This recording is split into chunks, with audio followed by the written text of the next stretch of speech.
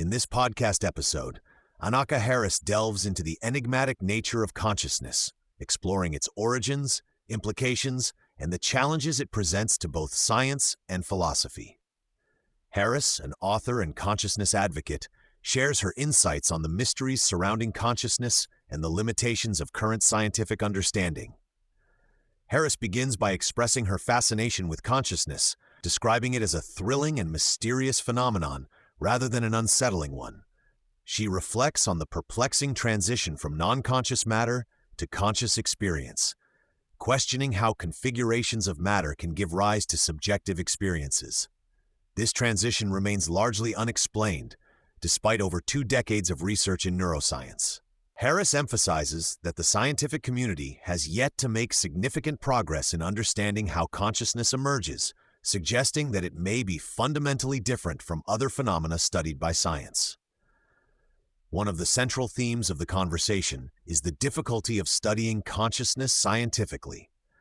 Harris points out that consciousness can only be experienced from the inside, making it challenging to gather objective evidence. While scientists have developed tools to study behavior externally, consciousness is inherently subjective.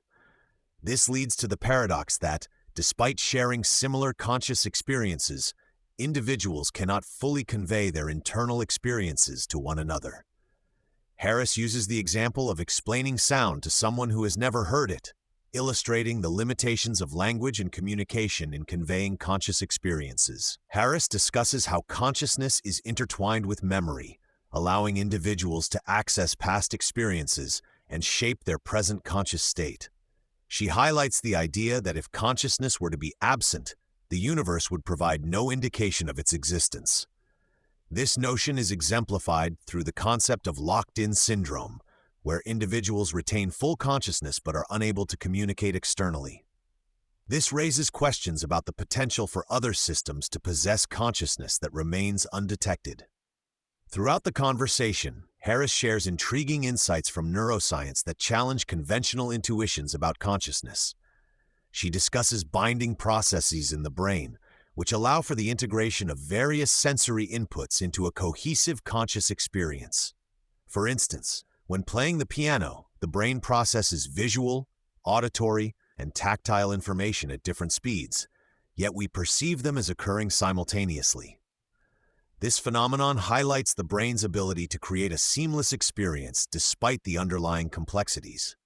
Harris also references the work of neuroscientists like David Eagleman, who explores the concept of priming and how subconscious processes influence behavior. She emphasizes that many of our actions occur without conscious awareness, suggesting that consciousness may not be as integral to decision-making as previously thought. As the discussion progresses, Harris touches on the relationship between consciousness and quantum physics. She expresses skepticism about the idea that quantum mechanics holds the key to understanding consciousness, arguing that this connection is often based on a misunderstanding of both fields. Instead, she proposes that consciousness may be a fundamental aspect of the universe, akin to gravity, rather than a byproduct of complex processing.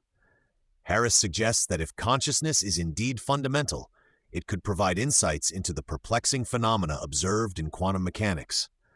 This perspective encourages a reevaluation of how consciousness is perceived and studied, opening new avenues for exploration. Looking ahead, Harris envisions a future where consciousness research expands beyond traditional boundaries.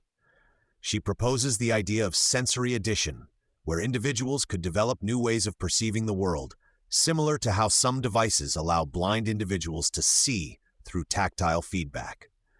This could lead to a deeper understanding of consciousness and its relationship to the external world. Additionally, Harris speculates about the potential for sharing conscious experiences across individuals, akin to sharing memories. This could revolutionize how we understand consciousness and foster greater empathy and connection among people. By enabling individuals to access the experiences of others, we could gain insights into the nature of consciousness that are currently beyond our reach. Harris emphasizes the importance of meditation as a tool for exploring consciousness.